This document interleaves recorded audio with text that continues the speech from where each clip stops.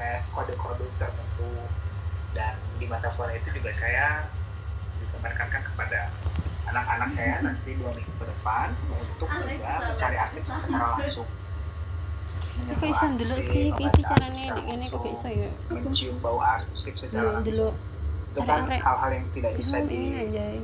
dibayangkan ya hanya dalam konteks digital, tapi juga kalau di metodologi kayaknya enggak deh, belum ke situ gitu. Tapi mungkin di semester 7 akan ke situ. Tapi teman-teman boleh nyari arsip kok dari sekarang. Pengetahuan mencari arsip itu harus juga sedini mungkin. Maksudnya enggak langsung arsip yang teman-teman cari itu nihil akan nihil. Tapi setidaknya teman-teman mengerti bagaimana cara menghapus arsip, dan yang lebih penting adalah bagaimana arsip itu digunakan, difungsikan menjadi sebuah rekonstruksi atau rekonstruksi sejarah. Kembali ke situasi testimonies tadi yang disebut bagaimana dijelaskan oleh Zodia. Pertanyaan pertamanya apa sih situasi testimonies itu dan bagaimana mengoperasikan itu. Nah, dalam konteks ini sebetulnya karya Laura Jesias itu mencakup aspek yang saya paparkan. Ada sastra, ada trauma, dan arsip kolonial dan post kolonial Indonesia, yang dimana Lauri juga menjelaskannya dalam konteks sejarah. Ada Pramudia, ada Suwarsi, ada Laplans, dan arsip sejarah. Jadi karya Lauri atau Laura kok. Karya Laura ini juga sebetulnya sebagai karya sejarah yang dimana dia merekonstruksi karya-karya atau karya-karya novelis itu, cerita-cerita yang ditulis oleh Pramudia, Pramudia tetralogi lah ya. Kalau Suwarsi, novel paling terkenalnya Buiten Van Harel. Dia istrinya Sugondo Joyopuspito, karena nama belakangnya Suwarsi Joyopuspito. Saya lupa, iya dia istrinya. Terus Laplans dan Sukeng ngomongin bahwa sastra ini, sastra sejarah terutama sangat erat kaitannya dengan trauma-trauma sejarah. Nggak bisa dihilangin kan. Trauma itu apa dan bagaimana, nanti akan jelaskan kemudian. Apa itu situasi testimonies tadi? Di mana kesaksian sastra sebagai medium untuk mengungkap trauma sejarah, yang dimana trauma sejarah tidak mungkin masuk ke dalam arsip-arsip. Sastra memang bukan sejarah, tapi bisa membentuk ulang narasi sejarah. Yang narasi sejarah atau sastra yang dimana ada trauma di situ terinspirasi dari konsepnya afterwards-nya si Yang Laplans. Jadi si Yang Laplans ini seorang psikoanalisis, aktor, atau setelah Sigmund Freud, teman-teman, yang mengungkap bahwa trauma itu tidak hanya terjadi ketika peristiwa itu terjadi, tapi bisa saja mencakup kita semua ketika peristiwanya sudah jauh melampaui peristiwa itu. Misalkan ketika peristiwanya terjadi masa kecil, di masa kecil kita nggak menganggap itu trauma, tapi hari ini kita menganggap itu trauma. Itu yang disebut sebagai afterwards. Nah, ketika kita setelah itu menganggapnya sebagai trauma, maka orang-orang menulis ingatannya dalam sastra. Seperti Ayu Tami yang tadi dijelaskan di dalam bukunya Laura kan, novel-novel Ayu Tami, kemudian yang tadi disebut. Tapi yang paling utama dalam cerita yang di Top Messiers, novel-novel itu banyak sekali, atau trauma-trauma itu muncul dalam masa-masa transisi, teman-teman. Ketidakpastian, kegaduhan, itu kan masa transisi semua ya. Ayu Tami 98, Pramudia itu masa-masa transisi Orde Lama ke Orde Baru. Buiten Van Harel karyanya Suwarsi itu tahun berapa? 39, 40, 41, itu juga kan masa-masa transisi Perang Dunia Kedua misalkan. Itu juga masa-masa transisi, teman-teman. Kemudian novel-novel Pang juga mencakup masa-masa transisi tahun 65 ya. Kalau sekarang ada slogannya apa? September Gelap. Jadi saya itu diundang sama mahasiswa teknik untuk menjelaskan September Gelap itu. Besok harusnya, tapi nggak bisa karena saya masih di Bandung. Jadi ngomongin beberapa peristiwa bersejarah yang kadang dilupakan. Nah, peristiwa-peristiwa trauma ini kan nggak mungkin dijelaskan dalam arsip-arsip atau sejarah-sejarah, narasi-narasi besar. Di mana ada trauma yang dijelaskan dalam narasi besar kan tidak ada. Tidak mungkin arsip itu menjelaskan tentang trauma. Nggak mungkin karena ya nanti sifatnya nanti setelah ini kata Mbembe bahwa arsip itu hanya tempat kekerasan yang gitu. Nah, yang paling menonjol yang dijelaskan sama si Share itu ngomongin Pramudia teman-teman semua, bahwa sastra itu mengalir dari realitas sejarah hulu menjadi pembacaan ulang di hilir. Apa maksudnya? Contohnya Pramudia, dia itu melihat realitas sejarah di era Orde Baru teman-teman.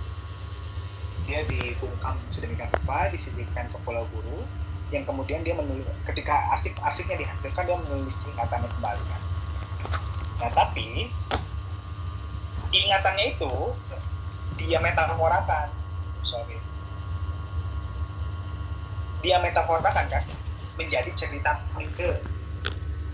Nah, sebetulnya kata Sias, ketika Pramudia itu bercerita tentang Mingke, dia lagi menceritakan dirinya di era Orde Baru.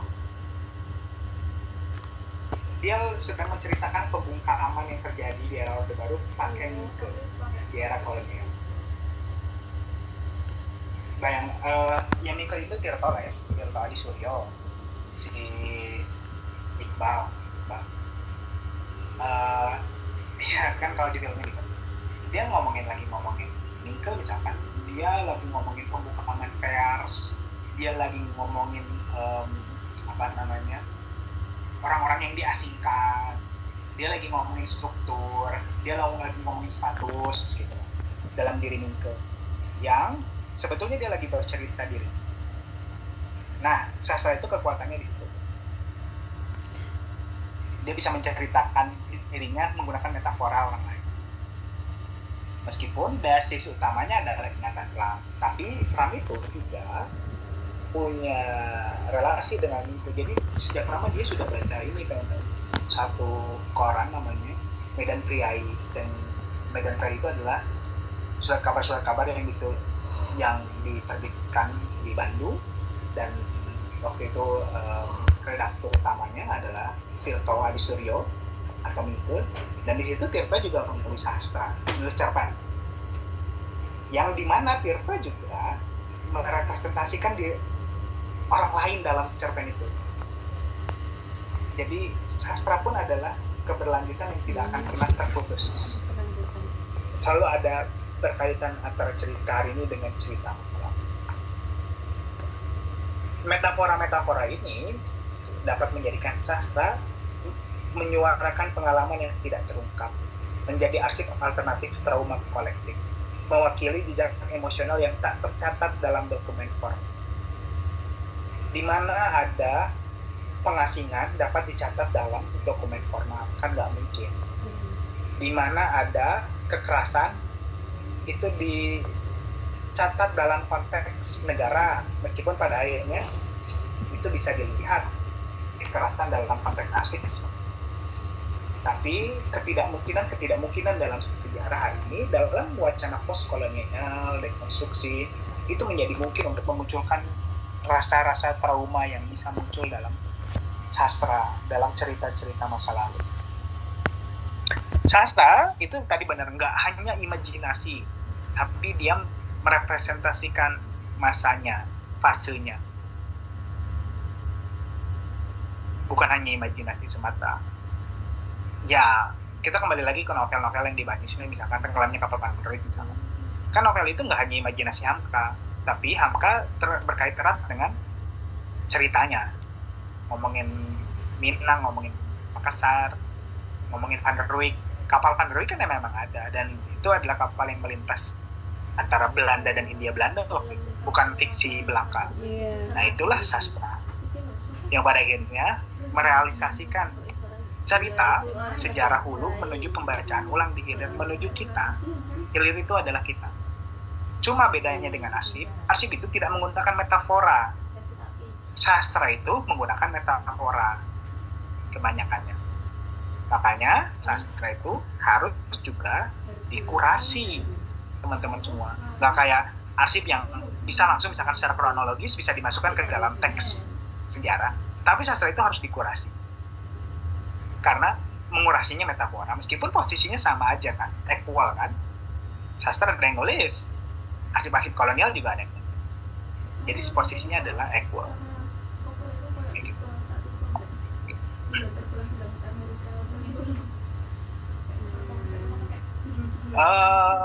Trauma tidak hanya sekali tapi berulang-ulang dalam bentuk baru, yang artinya pengalaman traumatis diterjemahkan ulang dan sastra menjadi ruang retranslasi pengalaman.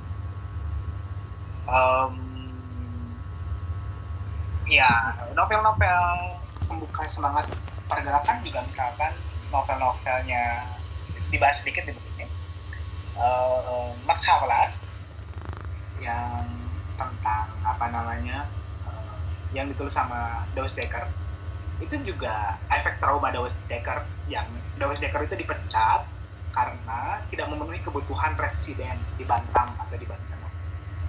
Kan ada ruang-ruang trauma di situ. Yang pada akhirnya kenapa Dawes Dekker itu nulis tentang kekerasan orang-orang Belanda terhadap pribumi. Kan sebetulnya itu lagi ngomongin dirinya juga. Yang pada akhirnya menjadi semangat pergerakan pertama kali kan karena novelnya si Dawes Dekker. Jadi the power of literatur atau sastra itu ya banyak sebetulnya tanpa kita sadari, teman-teman. Buku yang pertama kali mengunggah semangat pergerakan kan bukan buku-buku sejarah, ya oke lah buku sejarah, tapi yang pertama adalah karyanya Max Havelaar yang merepresentasikan masanya di tahun 1860-an, di mana terjadi fondasi terstruktur antara bupati, asisten presiden, dan gubernur jenderal. Ada kekerasan muncul di situ. Kalau pada akhirnya nggak ditulis sama si Max Havelaar, akan hilang ingatan-ingatan itu. Meskipun dia memetaforakan itu menjadi penjual kopi. Kemudian kisah cinta antara Saijah dan Adinda. Yang saya pernah tulis kisah cinta itu, yang merepresentasikan manusia Jawa, Sunda, dan Indonesia. Jadi ada filmnya, teman-teman juga bisa nonton filmnya, kisah Saijah dan Adinda. Si Saijahnya itu ngangon kerbau, si Adindanya itu juga sama, tapi kelasnya beda. Adinda tuh yang punya sawahnya gitu, si Saijah yang kerjanya sama lah cerita-cerita di tahun 1800-an, 1900-an. Sampai pada akhirnya si Saijahnya itu diculik dan dipindahkan oleh orang Belanda ke Lampung. Sampai diikutin sama si Saijah sampai intinya Saijahnya meninggal. Kan gitu. Nah, salah satu ciri saya next dulu ya. Nah, salah satu ciri-ciri novel trauma seperti Ayu Tami, Pram, Max Havelaar adalah melalui hal-hal yang terganggu, terpecah, dan penuh kehilangan. Ya nggak sih? Dalam cerita-cerita novel itu semuanya orang-orang yang trauma tidak pernah akhirnya itu si tokoh yang dia ungkapkan itu bersatu. Karena dia merasa kehilangan tentang sesuatu. Itu representasi bagaimana Pram kehilangan masanya di era Orde Baru. Max Havelaar kehilangan masanya di Hindia Belanda. Dawes Dekker kehilangan masanya di Hindia Belanda. Begitupun Ayu Tami. Begitupun Swarsih. Begitupun Hamka. Mereka banyak kehilangan. Sehingga pada akhirnya direpresentasikan dalam kisah cerita dalam novel-novelnya yang penuh kehilangan juga. Nggak sesedih apa Pandero, nggak sesedih apa di bawah lindungan Ka'bah. Mereka relatif tidak menyatukan itu menjadi akhir yang indah kan terutama. Gitu-gitulah pokoknya. Itu ada dalam novel-novel mereka. Dan betul, arsip itu tempat kekosongan, tempat penyimpan ingatan, memang sama kayak sastra, tapi situs penghilangan dan ketidakhadiran. Tadi betul ada yang tidak dituliskan dalam arsip. Atau dalam konteks scholar kita belajar tentang unwritten dalam arsip, diwarnai oleh kekuasaan dan represi. Arsip yang dihancurkan menjadi hantu negara. Hantu itu ya ada, negara itu takut sebetulnya. Kolonial takut kan terhadap peristiwa-peristiwa yang terjadi, sehingga dia tidak tulis itu dalam arsip. Ketakutan inilah yang dimana kolonial menganggap arsip-arsip yang dihancurkan, hal-hal yang tidak dimasukkan itu adalah hantu. Kalau kita masih ingat dalam kuliah filsafat kita, antara hantu dan roh itu. Nah itu juga konsepnya sama seperti di sini. Ada hantu yang muncul di balik negara itu. Nah, yaitu arsip-arsip, yaitu cerita-cerita atau peristiwa-peristiwa yang tidak masuk ke dalam arsip.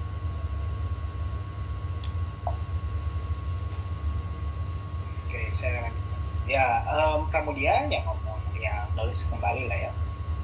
Dan teknologi Prabowo sebagaimana tadi yang teman-teman jelaskan, ingatan dia saat di penjara, literat, karena dia tuh dianggap sebagai lecturer kan, teman-teman, yang merupakan basis PKI, tapi dia tidak mengakui bahwa dia anggota Lekras, dia hanya simpatisan aja.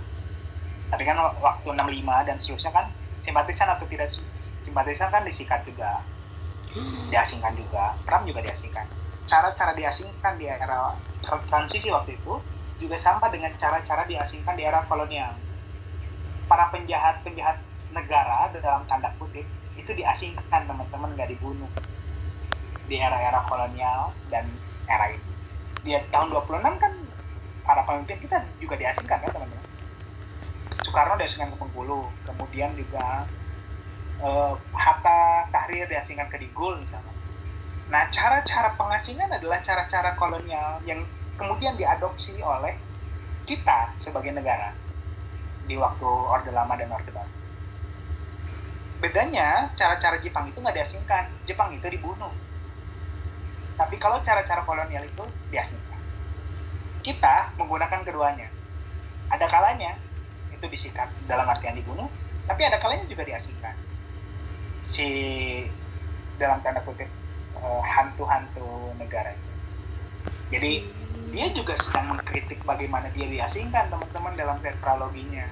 Dia juga ngomongin Digul, karena dia diasingkan ke Pulau Buru yang relatif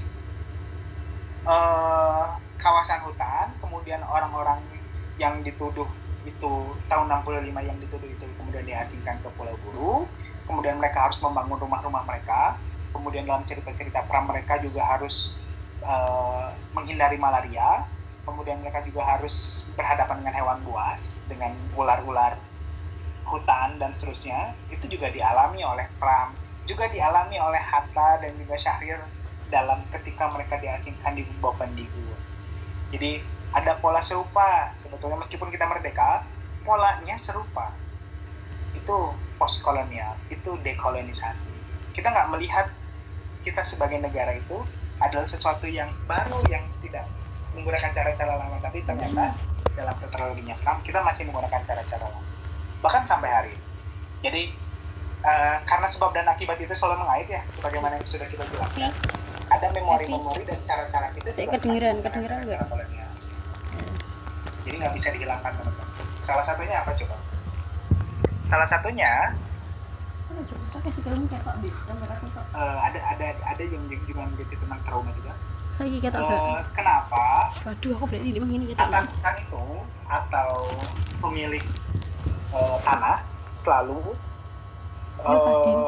menggunakan nada tinggi ketika berbicara dengan pegawainya, ketika berbicara dengan yang bekerja di tanahnya dia. Aduh, bahaya dia. Karena itu adalah cara-cara tuan tanah kolonial ketika orang-orang pribumi bekerja. Jadi ada riset tentang itu menarik sekali. Yang pada akhirnya secara memori tidak pernah kita lupakan. Kemudian kenapa orang-orang tua kita juga sering marah-marah atau berbicara dengan keras misalnya? Karena itu adalah cara-cara kolonial ketika orang-orang kolonial berbicara dengan kita sebagai pribumi. Nah, ada memori-memori yang tidak hilang di situ. Dan itu risetnya tentang psikologi history. Jadi ada hal-hal yang tidak bisa kita lepaskan dari era-era kolonial. Meskipun itu di satu sisi jadi trauma, tapi di satu sisi juga jadi kebiasaan kita sebagai orang-orang yang terjajah atau terkolonisasi. Masih 1 jam lagi kok. Nah, sastra dan trauma itu ya kita melihat jejak orang lain, teman. Maksudnya gimana, Pak? Teman-teman berteman dengan banyak orang lah ya di kelas. Iya. kadang-kadang bersahabat dan seterusnya. Tapi kadang juga kita lupa bahwa kita mengenal BFF. sahabat kita atau teman kita, BFF. tapi juga kita sebetulnya nggak ngerti apa-apa tentang dia. Iya. Nah, ketidakmengertian tentang sejarah, tentang trauma, hanya bisa diungkap oleh sastra. Yang juga membuka jejak-jejak rahasia orang lain. Misalkan teman-teman pacaran nih sama si doi, wah teman-teman tahu semua tentang si doi, padahal teman-teman nggak ngerti apa-apa tentang dia. Nah gitu, nah jejak-jejak itu harus dibuka dalam catatan-catatan yang juga terbungkam. Kontribusi kritis, sastra sebagai ruang kritik terhadap nasionalisme patriarkal. Penyintas pasca 65 menunjukkan suara Ini PPT ini udah keren aja, wacana anjir. psikoanalisis menjadi alat membantu. Saya punya, bukan temannya, saya baca satu paper yang ditulis oleh Ibu Grace Teller sana. Ibu Grace ini dulu dosen sejarah di UM Malang, tapi sekarang dia pindah ke Utrecht University, ngajar di Utrecht. Penelitiannya menarik tentang penyintas tahun 65, teman-teman di Jawa Timur. Penyintas yang dihabisi juga, kan 1,5 juta orang dihabisi lah ya, setelah pasca G30 SPK itu. Nah, Ibu Grace ini meneliti tentang bagaimana penyintas-penyintas itu hidup kemudian dari catatan-catatan keluarga seperti penyintas. Jadi dia sejarahnya sejarah keluarga, tapi membicarakan penyintas-penyintas pasca 65. Jadi pasca 65 itu wah banyak banget yang bisa dijelasin.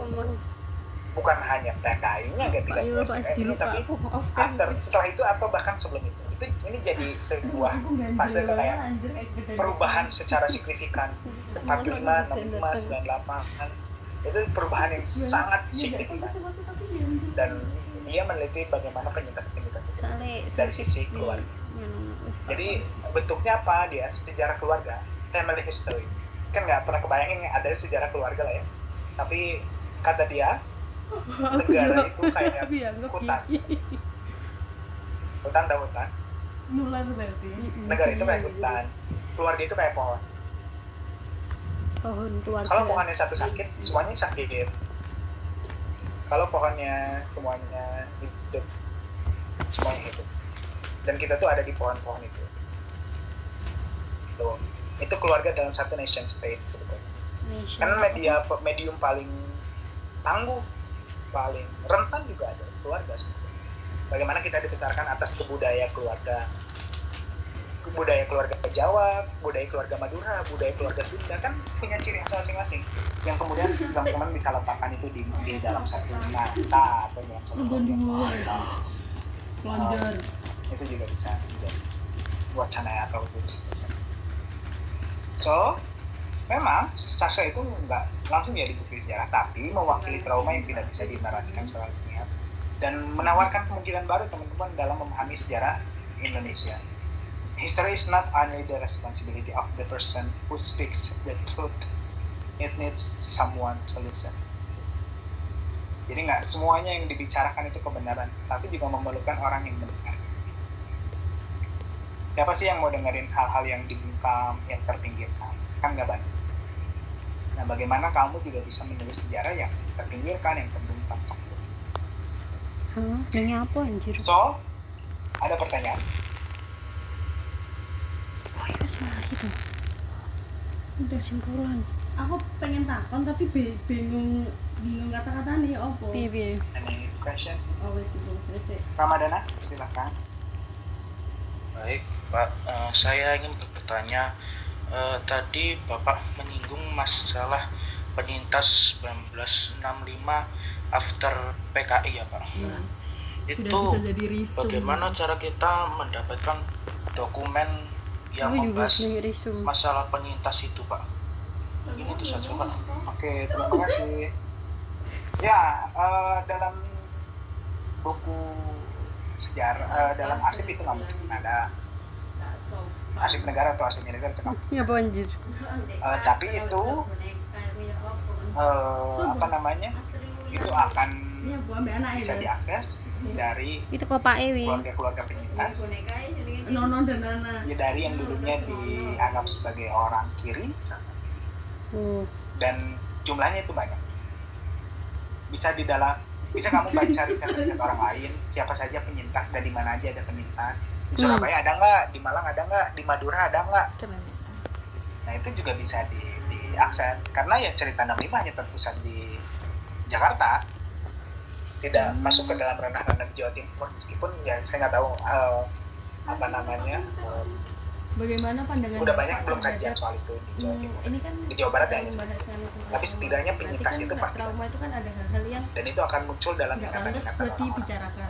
Nah, gimana cara kamu nemuin orang-orang ya dibaca sekundernya nganu Pak Mano kayak ketika ada masa transisi maka akan banyak peristiwa sejarah terjadi. Trauma. Ada 1,5 juta orang nggak yang pantas disiksa loh. tahun 60. Aku kayak bingung. Sensor Pasti akan banyak peristiwa yang terjadi di saat teror Jawa, Sumatera dan seterusnya. Jadi saya rasa ketika peristiwanya munculnya banyak maka datanya juga akan itu Ramadan. Baik Pak, terima kasih. Sama-sama. Sing kita kok enggak sih.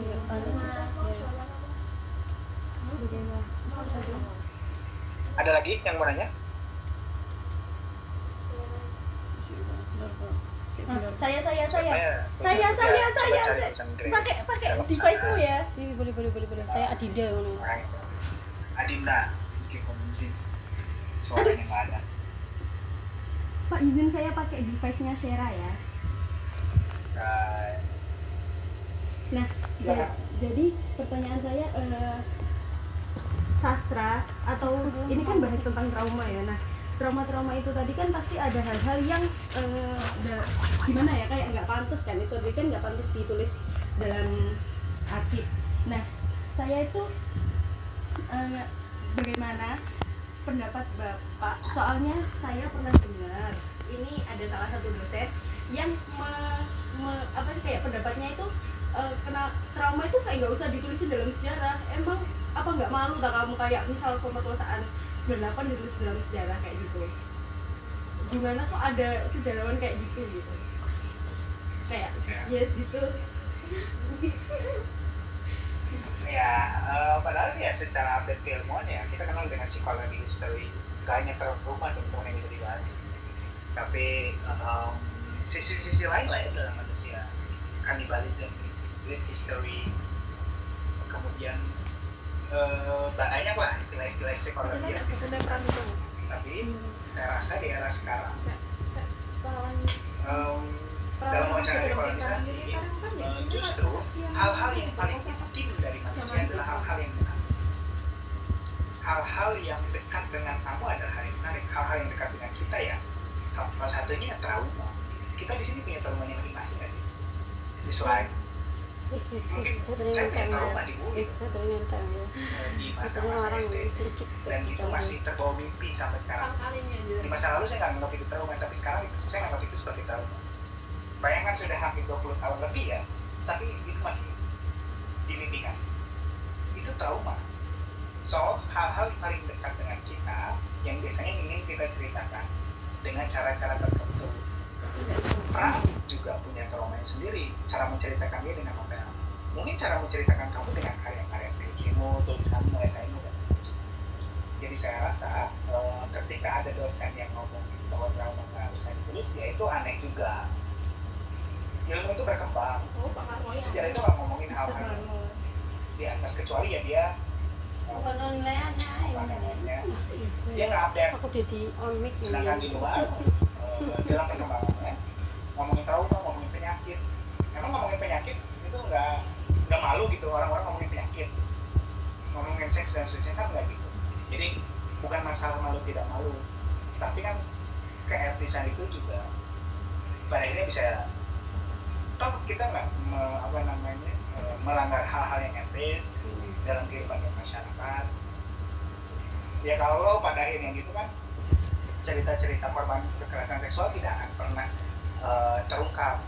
Cerita-cerita tentang hal-hal yang di luar itu kan nggak bisa terungkap. Maka kalau itu dibatasi ya kesetaraan gender itu kan nggak akan mungkin muncul. Kalau pada akhirnya aku enak di ngarepnya gak berarti. Jadi cicilan apa? Sedangkan kita hari ini dalam dunia yang begitu dinamis, dalam dunia yang cepat, kekerasan pun terjadi setiap hari dan seterusnya. Apa itu nggak bisa ditulis? Ya akan sangat harus ditulis. Jadi tanpa kita sadari, sejarah ini harus dekat dan mungkin kembali lagi. Nggak hanya ngomongin sisi-sisi kepahlawanan, Pak Harto dan seterusnya, hegemoni kekuasaan. Itu bahkan yang secara kultur sejarah hari ini dalam wacana postkolonial dari kolonisasi, itu yang sudah basi. Terima kasih. Gak Itu yang nggak dekat dengan kita. Kita bicaranya berterima kasih. Oke, terima kasih Adinda bertanya. Jadi tulis aja, trauma, kekerasan, gender. Ada fenomena apa? Pakai aja. Queer, homoseksual. Di masa lalu kan nggak muncul. Biasa dia cetak wajah. Ya hari ini itu muncul dalam masa kita sebelum kolonisasi dari postkolonial. So semua orang punya traumanya sendiri, punya rasa bersalah. Kemudian Iya, bisa direpresentasikan Emang trauma kita deh, sebagai saya mahasiswa. kesal. Di minggu depan kita akan membahas trauma juga dong. Minggu depan bahas Karya saya diharapkan soal perbudakan wanita perempuan yang dimana arsipnya malah nggak ada. Jadi rumusnya, ketika arsip atau datanya nggak ada, kita justru sebagai manusia ingin menceritakan, ingin lebih menceritakan. Nah, itu akan jelaskan di minggu depan tentang saya lupa. Saya di Hartman Venus M2X. Jadi bagaimana nulis sejarah kalau arsipnya nggak ada atau karya sastranya nggak ada. Terus bagaimana cara mengoperasikannya. Itu lebih provokatif banget ketika itu dibaca. Nah, apakah ketika itu dibaca membuat kita jijik? Kan enggak. Hal-hal soal trauma, kekerasan seksual, apakah membuat kita jijik? Kan? Tapi bahkan kita menginspirasi bahwa di masa lalu juga ada hal yang sama, yang serupa, yang ternyata di kehidupan kita juga tak putus. Jadi di minggu depan kamu akan baca 3 paper karena pertemuan. Dibilang terakhir sih enggak ya, tapi tugasmu UTS itu nggak akan on-site kok. Kamu hanya akan saya kasih tugas paper. Tugasnya apa? Gampang pakai tugas. Jadi UTS-nya kamu akan nulis 6 cuma nanti akan saya jelaskan di kemudian hari apa ini. Jadi itu sih. Dan ya sebagaimana tadi ada teman-teman yang sudah masuk di kelas A dan B, pertanyaan selanjutnya adalah ketika kamu mau nulis rencana riset, ada nggak sih sumber sastra yang kamu gunakan? Jika ada, kasih alasannya. Kalau nggak ada juga kasih alasan. Sepanjang 300 sampai 400 kata. Bisa foto jadi kilo enak Itu juga tugas. Jadi minggu depan akan bagi tugasnya. Pertama, bacaan 3 paper. Bacaan soal akhirnya bacaan soal gimana kalau sejarah nggak ada sumbernya yang pertama. Yang kedua, kenapa sejarah yang akhirnya kenapa sejarah kita akan sangat besar dan terus sampai hari ini. Dan narasi-narasi besar. Dan kalau biografi itu masuk nggak sastra ya? Tapi nek pram itu menjawab pertanyaannya, kenapa pada akhirnya sejarah kita tapi kan duduk berapa? narasi-narasi besar. Jadi ketika nggak ada sumber, ya apakah bisa diulang atau enggak? Ya tentu bisa. Dan pertanyaan selanjutnya, kenapa negara kita itu selalu membuka wacana narasi besar dan mitos dalam sejarah? Dan bagaimana sejarah itu sebetulnya harus ditulis? Teman-teman semua. Ini dalam upaya dekonstruksi, menghancurkan hal-hal yang besar, menghancurkan hal-hal yang basi. So, ada yang mau ditanyakan lagi? Aduh, wes mute aja Pak, mute aja Pak. Atau ada di PPT Bapak. Saya juga kemarin ketemu sastra, tapi bedanya itu Toyota kayak mesti ada metafora. terus saya juga tanya ke salah satu dosen parang sih lu aja kayak orang juga ya Pak. Terus saya tanya ke beliau. aku di dosen ini komik yang saya ambil itu kan emang Pagah dari Jepang, dan kalau di itu sejarahnya emang banyak sekali. Dan pertamanya itu saya ambil yang Get some help. diskusikan dulu kan. Tapi setelah saya Stop, diskusikan get some help. Pakai jaket yang psikolog. beliau pernah menyarankan banyak hal Pak, kayak nyari psikolog. mitos di sana, nyari Oh jelali Rocky yang wis nyari cinta mati yang gereja Rocky. pertama di Jepang itu gimana, atau Kristenisasi di sana itu gimana, dan lain hal. Kan akhirnya kan saya akan mengangkat yang namanya tahayul lah. Kalau enggak, Can you please shut the di komik itu Kabel kayak langsung yang tersenyum kabel saya aja bikin heran aja. itu, meskipun dimodernisasi, kenapa orang-orang di sana kayak masih percaya atas hal mitos dan lain-lain gitu kan. Tapi setelah saya telisik itu Point. tidak ada gitu.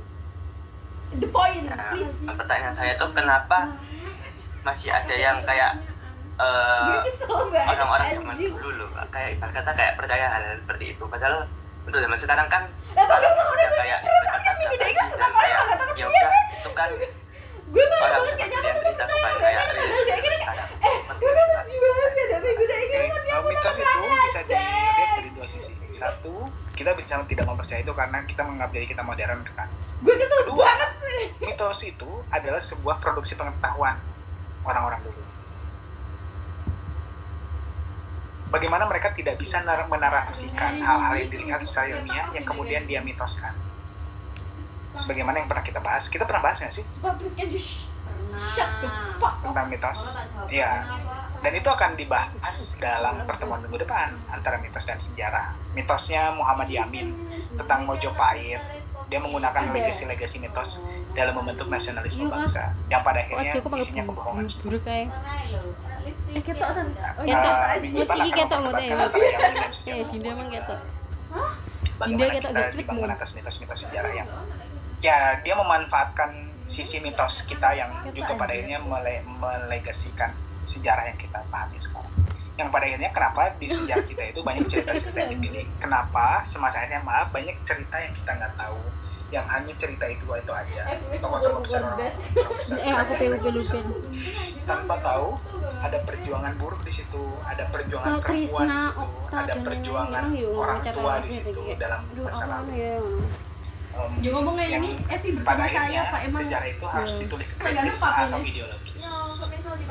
So, Yung kak kan off kita akan bahas on itu. cam. Dan kenapa masih banyak mitos di kita? Kenapa kita masih melakukan mitos dan seterusnya? Kayak Abdul sama ayahnya, Aminah Berarti besok kita akan ibundanya. bahas Tan Malaka ya. Ngomongin soal mitos. Jadi untuk ya materialisme itu kenapa materialisme maksud Sejarah itu saling terkait. Sastra bisa menyimpan pengalaman, trauma, sama kesaksian yang sering diulang. Api anjir kayak besok tolong Dan- belajar tapi tentang dia Malaka saya untuk sign out. filsafat. Tolong juga dijelaskan ke kelas sebelah karena saya tadi lupa untuk menjelaskan itu. Apa? Nah akan ada kuis kok, aman aja. Oh. Jadi ya gitu. Tapi saya nggak ngerti minggu depan apakah kelasnya masih online atau tidak Jangan online. dong, Saya masih offline belum tahu. aja dong, offline aja dong. Tapi di pertemuan ke-8 kita akan. UTS itu tanggal berapa ya? Nggak tahu. Ya gitulah pokoknya nanti kita 13. bicarakan lagi. Iya Tapi kak. kayaknya minggu depan kita pertemuan online. Gendeng. Eh, Waras. Karena saya cuma lupa. anjir jingkrak iya ususku. Oke, terima kasih banyak teman-teman atas waktunya. Ada lagi mau ditanyakan nggak, last one? Last one. Hilba. Apa Hilba? Oh dia yo nge-make sure dikit deh. Aku yakin dia yo make sure. Keterbatasan atau tantangan kalau kita memakai sastra buat penelitian. Tantangannya itu Hilba. Kamu harus mensadur teks-teks yang metaforis. Aduh, angel. Itu Gimana menjadi anjir tantangan nulis besar. sejarah itu kudu Jadi ada teks-teks yang disek, kiasan dan gendeng disek, seterusnya gantung diri disek. yang sangat kritis. Coba gantung diri gak mari sejarah. Masih nggak bisa Yang sejarah. juga Cuma kenapa pada akhirnya sastra juga Iya bisa sih, disebut? Karena sastra ditulis orang dan background orangnya juga harus lengkap. Kapan sih Bu? Kenapa misalkan kita harus percaya Ayu Tami ketika menjelaskan Oh, jangan saiki. pengalaman. Meanwhile gue yang minggu depan Nah, pra-TV. kan Ayu Tami adalah saksi atau pelaku. Dia adalah saksi atau korban dari 98 yang kemudian dia bisa menjelaskan ketika arsip itu hanya menjelaskan Ternyang menor kan jamu ya. namanya jumlah korban misalkan sekian. ya Tapi jaket kan tak cara-cara pernah. kekerasan seksual tidak pernah Dan sepatu tak dijelaskan ternyang menor. di arsip. tapi hanya dijelaskan dalam sastra. Golek pengalaman. Nah, jadi tantangan terbesarmu adalah Paling mencadur dari enggak dirimu lek aku ngeterno dirimu kan aku aku rono dhewe kan aku ngerti cara daftare. Dia berhasil mencadur metafora bahkan dia nggak pakai asing sama sekali kan dalam kursisnya, dalam korpus datanya. Dia pure menggunakan novel sebagai kebijakan kamu. Itu bisa. Aku pe kalau sih deh. Tolong kirimkan kesimpulannya, Pak. So, cukup Hilba? Please. Terima kasih Hilba. Iya, kok nggak nyatet saya Tugasnya silakan paling lambat minggu jam 23.59 boleh di email ke saya oleh PJ. Apa? Lebih dari itu saya tidak akan terima. Minggu terakhir jam 23.59. Terima kasih Buat banyak. absen. Enggak, Ibu. Kan absennya udah. Enggak sih, tugas sih ini loh. Waalaikumsalam. Minggu.